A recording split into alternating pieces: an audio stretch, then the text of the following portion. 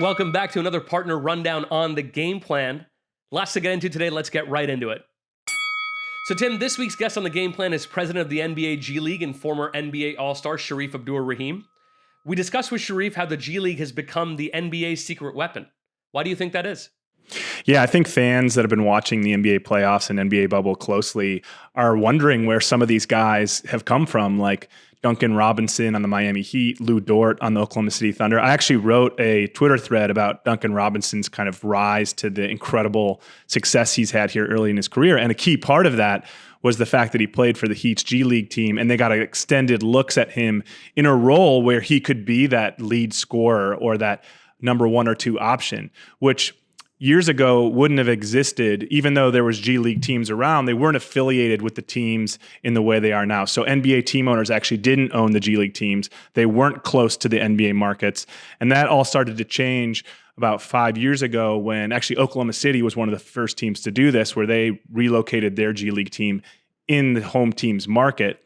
The NBA also introduced two-way contracts, which allowed for some more of that back and forth, again, to get a better development view. So I think it's been great to have the NBA's focus on this. It was great to hear from Sharif how that's come to be.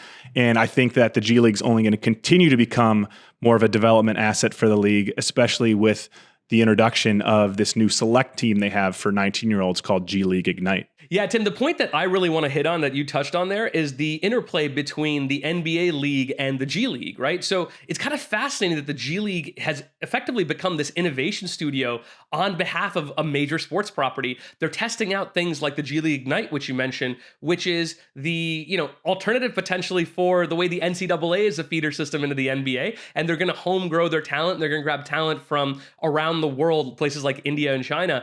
And that's actually really fascinating. Meanwhile, on the topic of international expansion, you're seeing how Mexico City, which is a property that the NBA has really had their eye on, and they want to expand there because of the demand there, they're using the G League to sort of dip their toe in the water and see what it's like to have live games there, what it's like to have a real fan base there. So I love the idea of a league actually having a focus on innovation and then investing behind a property. Sure, there's going to be some conflict on the team level as they align where the resources are allocated between a G League team and an NBA team. But at the end of the day, if they're going in it with the idea that they're going to test out new things at the G League level, I think it's a really great opportunity for the NBA to learn and stay ahead of the curve. So it's fantastic to have NFL games back in our lives, but with empty stadiums and fans at home, plenty are wondering why VR in sports isn't quite a thing yet. Jay, would you slap on a VR headset to watch a game? So I absolutely would. I just think the problem is right now, VR is too cost prohibitive from both the fan standpoint and the production standpoint. So on the production side, we saw that Next VR, when they were doing NBA games back in 2019, it cost them about $75,000 to $100,000 per game to create an NBA game. Now, the NBA has 82 games and, you got 30 teams. So that's a lot of games to be producing at the cost of $100,000. Take it to an NFL stadium. Sure, there are only 256 NFL games over the course of a season, but there's also a lot more vantage points. It's a much bigger field. There's a lot more players. So even if we are in conservatively, what the cost would be per season, that's almost $50 million they have to invest in order to produce content for an NFL season. I mean, how many fans do you think would have to go up and pick up a VR headset to go do it? I would be one of the first of them. I just don't think it's feasible right now. Yeah, I just could not disagree more. I think what gets lost as people talk about VR and its potential is actually just how incredible the TV production is. You mentioned having multiple vantage points. Well, what's a better way to experience multiple vantage points? It's with a producer that's cutting a game live, and you can see all of those different vantage points versus the very isolating experience of VR. And so in a lot of ways, the way I see live sports in VR is like when movies first started being produced, and it was literally just the filming of action on stage. And that's where VR, as it relates to sports, is right now. I think VR might have a ton of applications in non-live content, for content that's developed specifically for the VR experience, where you can be immersed, you can travel within a certain 360 world, but the in-game experience just doesn't cut it for me. Well, certainly we're divided on this one, Tim, and I think we might be on the next one too. It seems to be like there's a divide between whether investors like to see an exit slide when a company pitches them. So tell me, have you ever invested in a company that's pitched you with an exit slide in their deck? Yeah, I feel like I've seen it a time or two. I'm a seed and Series A investor, so it's not necessarily the focal point of any of the pitches we're having. I don't mind it. I'm not looking for it. I don't mind having that conversation of 7 to 10 years from now when it's time to exit. What does that look like? Are you going to attack a big enough market where your goal and vision is to try to IPO and go public someday? Or are you going to raise capital in a maybe more conservative and strategic manner where a smaller multiple exit could be attractive to you? So again, I mean, really anything in a pitch deck, I would say I don't mind because it's just the founder showing different ways that they're thinking about the future and growth of their company. So I'm not against it. See, I'm exactly the opposite. I don't want to talk about an exit in the first couple of conversations that I'm having with the company. What I'm looking to do with the companies that I'm talking to is hearing how you're going to build a category-defining business. And a category-defining business typically is one that gets to a pretty massive IPO or exit down the line. Look, we know exits are going to happen. That's the only way that the founder and the investor are going to make money. And actually, as a matter of fact, 65% of companies are going to exit.